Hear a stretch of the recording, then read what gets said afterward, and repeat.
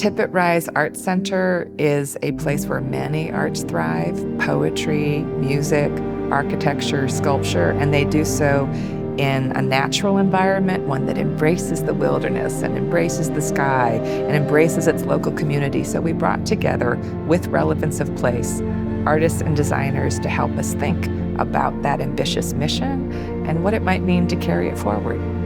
This is Relevance of Place.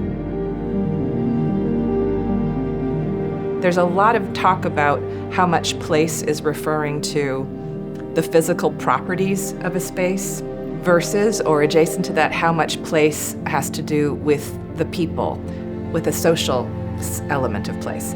And I want to say from the outset that the combination of the three of you for thinking through that dialectic, place as material and physical, and place as social and populated, each of you have such an interesting perspectives on that, coming from different places, thinking about Walter, who works so imaginatively and deeply in landscape, in so-called place, but is constantly thinking about how the meaning and interpretation and behaviors that animate that place happen through people. Thinking about Suzanne Lacy, whose community practice and social practice has been groundbreaking in making sure all of us know that people are not an afterthought to the art project, but part and parcel of the art project, part and parcel of the process, and even maybe a kind of artistic material. And the word relationality has been part of your practice because of that. And then thinking about Laura, who you're not only the incredible architect who built these venues, but also that you come from the timber framing tradition, which is so much about organizing a social group in order to create place. And so from those perspectives right there, I just feel like you have so much to bring to this conversation, and I'm really looking forward to thinking more with you together. So even if I think about that, let's talk about this dialectic, and maybe you don't agree. Maybe it's even a false dialectic at this point. Place as physical, place as social. You know, the dialectic I think is just really important, but I think it's hard for people to, how can I say, progress the simultaneity of both, right? I think it's easier for people to get attracted to a physical or a social, but not the two together, because to me, they're never the same. They're always in constant transformation with one another. I see this place completely different through my lens of who I am, and I'm bringing that here versus someone like Laura, who's here already, who's working in it. She probably has a different set of relationships that she has. And those relations are, to me, in constant flux. And that's why I love the dialectic, because as I go to place, I'm able to be different. When I come to different landscapes and different spaces and I meet different people, I'm free to actually become. Well, I think that's an really interesting way to reflect on it, because definitely place, which has distinct characteristics, or is supposed to have distinct characteristics, is also where you're from. You know, I am from this place. This is my background, and I completely agree with you. I bring myself to any context, and I'm extremely aware of the self that I bring into those contexts. I don't see it as much as a dialectic as I almost see them indistinguishable. I don't think of people outside of their context, and their context is all of the forms of place that they exist in. And the forms of place can be geographic, it can be cultural, it can be personal, it can be relational. But to me, I don't see them as distinct, although I certainly agree with you in terms of how one is changed by difference. I know for me, when we started the project of constructing Tippet Rise and designing it, it was thinking about what it meant in this context of the place of a music hall, but in rural Montana versus a music hall in New York City, and what might need to be different about it. And the social aspect was certainly something always running through my head, was how are people going to experience this place?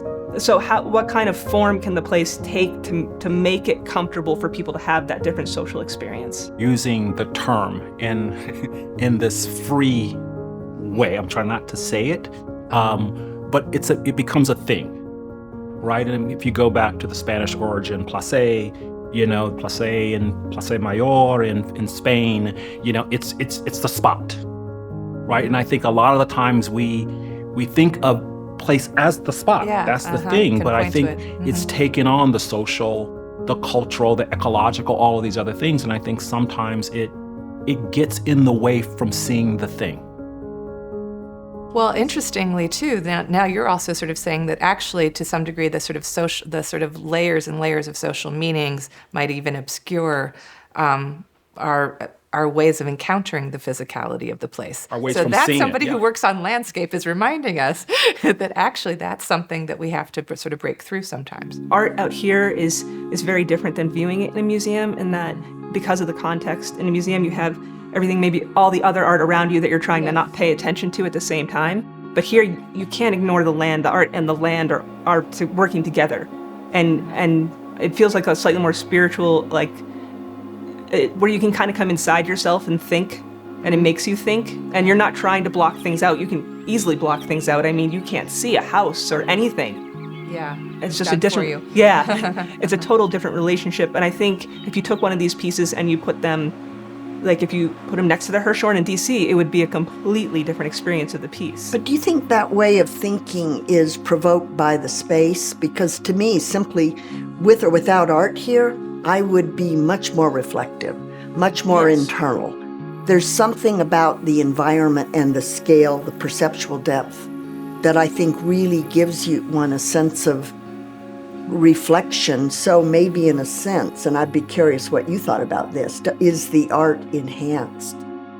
By the space. Yeah. I mean, I struggle with the privilege of art and the privilege of the institutions that kind of represent the art experience, right? And particularly when I come to a place like Tippet Rise, it's a very privileged place to be, and to talk about abstract terms and how can I say, there's this universality to it, which I don't think there is. Mm-hmm. Oh, as if it's presented as if it's a universal experience. That everyone is going to sort of come together at those moments. And again, I go back to the relevance of place and what people bring with them to a certain degree in how they understand this landscape and how they understand the institution. Yeah. And I don't think you can separate the institutions that somewhat, how can I say, allow us to experience art. And what I mean by that is one has to, pay for it, one has to maintain it. This kind of curation of a certain kind of art, it's a very privileged kind of position and space to be in. And so I'm constantly wary of that privilege on one hand, but I can enter into it in a way that allows me to sort of experience it, maybe in the way that the institution is opening it up for me. Privilege is, I think, it was an interesting word to use here, because normally when I think of Tippet Rise, I think of it as bringing things that would normally be reserved for more of a privileged class and opening it up. Like a concert is $10. So, and like if you were to go to that same concert in New York, which most of us can't just travel to New York and go to concerts, or it's free to come see the art. Like is a privilege that wasn't available here. Yeah, so I want to nuance that word a bit because often it's used. The word privilege or access. Privilege. Yeah. I want to take it away from the socio-political idea of privilege, but reflection is what I want to enter into this notion of the word privilege. And I agree with you, everybody does not get reflection. So when I come to a place like this, not only am I thinking about who comes, I'm caught between two desires. One is to reflect, to think, to look, to listen.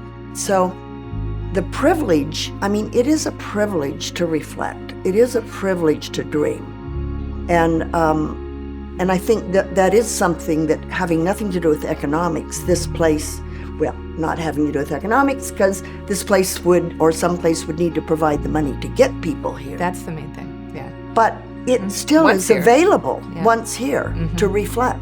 The interdependence of all the arts and of the built environment and of land and sky. That there is this everything is connected to everything else quality that I really believe in, and also want to believe that the arts are a vehicle for making that interdependence visible. We've all been thinking about relevance, we've all been thinking about place, and I asked each of you to also think about other kinds of key words that you would bring to this conversation that you think drive a great deal of your practice. And I'd love to hear the response that each of you has to each other. For Laura, she brought up the word context, and whatever that means in terms of the contextuality of practice. And I keep on wanting to join this to your work as an intermediary. For Suzanne, as a community artist who is endlessly curious about people, you brought up the word relationality. And we've already started to talk about the relational, and even in what Walter was just describing about entering a community and wanting to be curious and gracious, we're talking about relationality, but maybe we can go deeper into that word. And then Walter's word was idiosyncrasy, that his word as a way of, if not defining, at least framing a kind of practice that doesn't want to always have to be purposeful, or that takes an unorthodox approach to any particular project. So, so those three words in our heads: context, relationality, idiosyncrasy. They're all related. Okay. They're definitely all related. But for me, I use the term idiosyncrasy. It was a very personal moment for me to allow myself to be in the work.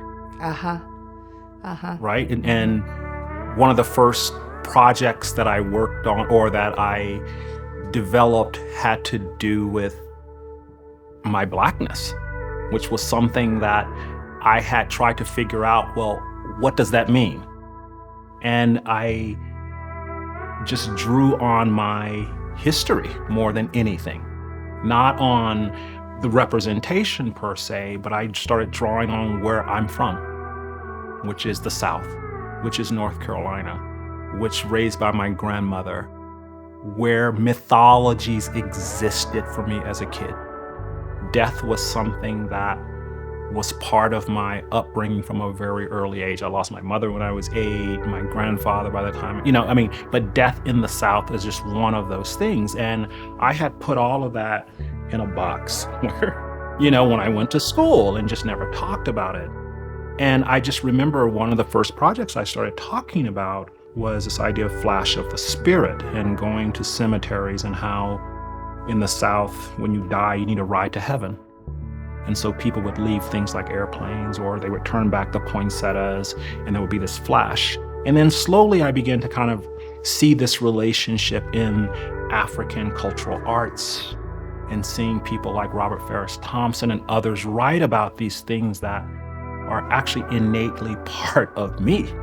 And so a lot of those things then started coming out in the work, where you see reflection as something that happens in my work a lot, right? This notion of the mirror, right? The reflection and light and darkness at the same time, the simultaneous part of that. But those were the things that became more idiosyncratic, right? To me, that then I can impart in the work. But there was a kind of a fear in the beginning that I couldn't talk about these things. Right, particularly in A&E, particularly in architecture. And, you just couldn't talk about those things, but that's what art gave me. Art gave me that context where I could talk about my spiritual being. I could talk about things, fictions in my life, right, that are real to me, but fictitious in the world to a certain degree. Certain things that are pagan in some, but it gave me this way of talking about the work in a very personal way. And now I use the term strange. Okay. Which now my studio uses, is that every project then has to be strange when it comes out. Strange? Strange. There has to be something about it, a little off kilter. It's like you were asking me, it's like, did you do that glass? It's like the glass, Santa Monica Tears, this piece of glass and a big piece of stone. Kind of weird together when you see them. It's like this big thing and this thing, and people are always like, what's that about? But that to me was that moment where I'm in the project now. But I think that the problem with that and the idea of the idiosyncratic is the idea of the self and the aggrandizement of the self that operates big time in architecture, but in the arts. In other words, we've talked about that, the competitiveness in the art world. And part of it is it's based on exactly the opposite of precedence. It's based, if you're signature. It's based on signature. It's based on you've developed something new. So you have these people all trying to be new. And boys are better at being new than girls. And political artists, you know, you stand on the I think it's political to stand on the shoulders of other people. Not to say, yeah, I'm not like Judy Chicago, I'm not like Alan Capro, I'm not like Sheila de Bretteville, you know, I'm me, right? Yeah. And so I think that's a problem with it, but curious to go on because I think we're diverting a bit. Yeah, well, let's think about, I think it really great for Walter also to see right away, it was very clear that those three words have connections together. But context and relationality, I don't know if... I think I come from it from a different perspective than you guys in that almost my entire architecture career has been for Tippet Rise. So basically, I mean, a series of houses and things, but I was able to get involved very early after architecture school, so I don't have that same breadth of experience to pull from. So like, my architecture identity is Tippet Rise at this point, But I also remember early on in a project that one of the most insulting things anyone ever said to me was, "You're a barchitect." And I was like, no, like you said, no, I do not want to be pigeonholed. I don't have to put timber in everything I ever build. It was. That's not my signature. That is not my signature. I think it works well in certain circumstances. But what did you mean by context? Something I spoke to earlier is that I think you can't deny when you're out here that you are in a wide open landscape. You are in big sky country. It is not it's not an urban landscape. Everything has its own space and a space to breathe, and you can appreciate it for it and just what's around it. And there's no physical effort has to go into ignoring what's around it. The concert hall in Montana versus a concert hall in New York City. Just the context around it is going to completely change what building you create. And how do people fit into that context? Well, certainly when it comes to architecture versus art, you need to think about the function. You have to think about who's going to inhabit it and how they're going to inhabit it. And I know when it came to designing the barn, we focused a lot on what would make somebody comfortable. Because classical music may not be completely approachable to everyone. If you didn't experience it, or if you have no experience, a lot of people find it a little standoffish, like that's for a different person, that's not for my people. And how to make this a building that anyone would come in and feel comfortable listening to something completely new, or something that they thought maybe was beyond their musical ability to comprehend. So you're planning for a local audience? Well, I think specifically here, most of our audience is local. There are people who certainly come from distances, but I think one of the greatest things about Tippet Rise is what it does for the local audience is the school outreach and the things it has brought that just weren't here beforehand. Yeah. So, I looked up the word relational. Since you're using it. Yeah, and obviously we all know it's about relationship and it's about associative thinking, which is very much an artistic, when I can see why you're drawn to the arts and why you went back to school in it.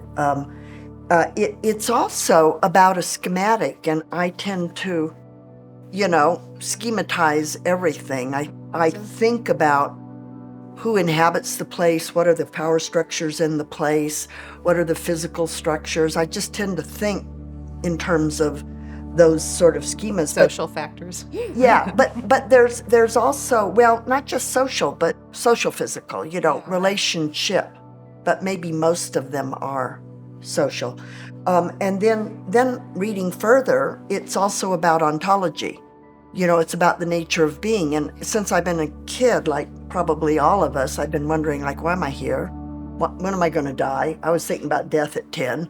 What's the meaning of it all? And when I was lucky, when I got into art school and politics and medicine, and psychiatry, those were sort of the territories for me of kind of the meaning of life I figured out for myself. And then when I got into art school, I got involved with also Capro and thinking about relational ideas as aesthetic relevance or aesthetic relationality, which is a question that I think guides my practice. I think for me, sometimes I'll do projects and it kind of falls over into the edge of what I call decent life activity, but not art. And then sometimes it's more art, and then sometimes it's that fusion, and I'm really interested in that. And maybe that's as simplistic as how do we construct the idea of art. But in a sense, it relates to that notion of different perceptions and different cultures, because I'm really drawn to people like Cage and Capro, and, on the one hand, I'm sure you guys experience that, but on the other hand, I'm rooted in what does mom and dad think about it? And there's this massive distance between what my dad would see as art, he was a Sunday painter, and John Cage. And it's always about bridging and thinking about those relationships. So for me, art's much more of a process of thinking than making. And the thing you guys got, and what you got out of landscape architecture, is you got a bunch of skills that I deeply admire. Well, but the schema, you're talking about all of these, the relations of all these pieces, right? And that's the thing that I value about landscape, is that landscape is taught. You're taught to work at this other scale in your mind, right? And very early, before technology, there was the mapping, right, which McHarg gave us, this from the 70s environmentalism, but this was, can we then figure out ways to draw it? But then it became too scientific. It's like you draw it, you overlay it, and then you come up with a freaking thing. Another solution again. No, don't go there. But it is this notion, though, of these schemas of having that. So in my head, every project I worked on, there is this labyrinth, right, of information. Sometimes it gets mapped out, sometimes it doesn't. But I'm always thinking about the causality to something else, right? And that to me is the power of it. To do something, it's almost like to set the ripples out into the world. And you don't know sometimes which ones you're going to set off, but if you're conscious of them as a community, high percentage you're going to. Something's going to click. Something's going to find itself somewhere. Right. And that to me is also the hard part, because it's so much when you're ready to make. It's like there's so much I want to do, but you only have this, and so that's the hard part. It is hard, and the other thing that I find difficult working in temporal ways or performative ways is I'm very much interested in scale. But getting people to believe that you're doing art is really hard when you don't have a skill set.